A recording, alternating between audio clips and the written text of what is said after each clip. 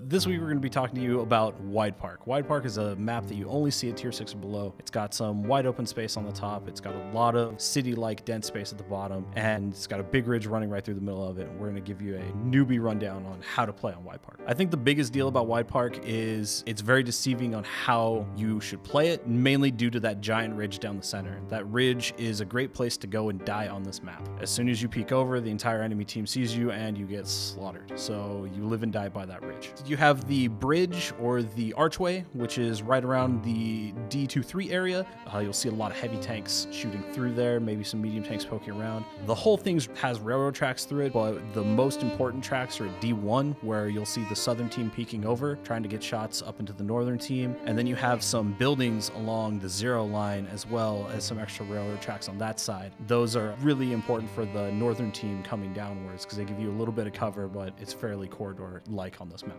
The team that's going to win on this map is going to be the team that scouts the best. The way you scout is you get your fastest tank. You have to run up to that ridge, drive up the edge of it, peek the commander's hatch on your turret over, just enough to spot the enemy team, and then drive back down the ridge. You don't do it often. You only do it enough to keep everyone lit, and you don't try to engage, because the second you stop on the ridge, you get exploded. Near the end game, you're going to want to definitely push over that ridge on either side into the enemy team when they're really engaged. So when the heavies and the mediums really start pushing into each other, I would say at about the 3 to 4 minute mark, and they're paying more attention to each other than they would be to you. Pop over, get a shot or two, jump back. As soon as they start turning their turret to you, you bail. Mediums are going to live along the ridge. They're not going to be on it, especially if you're coming from the south. The mediums can do along the ridge and use their speed. If you're American or British, use your depression to shoot along the ridge long ways, going along the DE line as opposed to trying to peek up and over. So when an enemy player peeks a little too far over that ridge, you can get a shot into them. You're also going to use from the south that ridge as cover to shoot towards 0 line and knock through those walls. All those walls are soft cover, which means you can shoot through them. So if you can't see the highlight of the tank, that doesn't mean that you can't hit them. You're going to try it anyways. If you're coming from the north, the mediums will spend a little bit more time probably towards the D1 through 4 area, not peeking through the archway so much, but just waiting until some heavier tanks take their shots, come around, take a quick advantage shot, and then leave. Heavies, almost all the heavies are going to be at archway. That's the corner fighting, especially when you're coming from the north. If you're from the south, you can actually use the ruined buildings along the 2 line as some cover as a heavy, and you can also play the railway part at D1 really well. You use your armor to come over that top as well. You can get your shots into the enemy teams, and then you can back away, get into cover. Definitely with the heavy tanks, a point of advantage that you could try to use if you see everyone piled up in that area is going towards the buildings. If you're from the south, in the G9 area, that's a good spot to be again for corner fighting, because you can cover 0 line really well, and you can get some really lucky shots into the big field area for the northern space.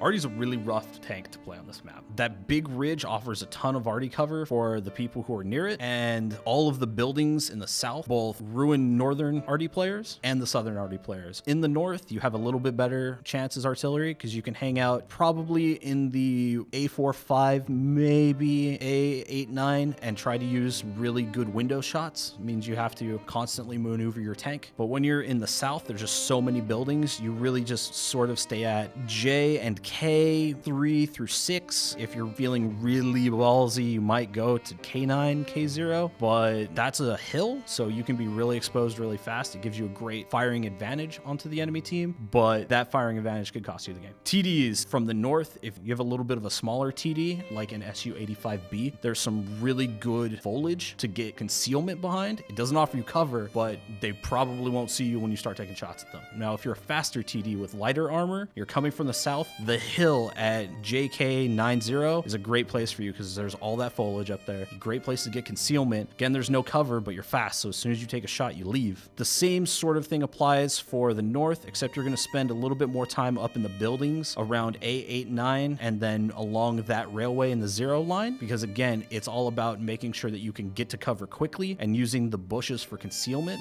This is one of my favorite maps. It's really fun to play. When I want to just chill, I'll jump into a tier 4 and I will keep playing until I get Widepark, and then I just wreck Widepark. This is Trevzor, and this is how you play Widepark. Good luck, have fun, I'll see you on the battlefield.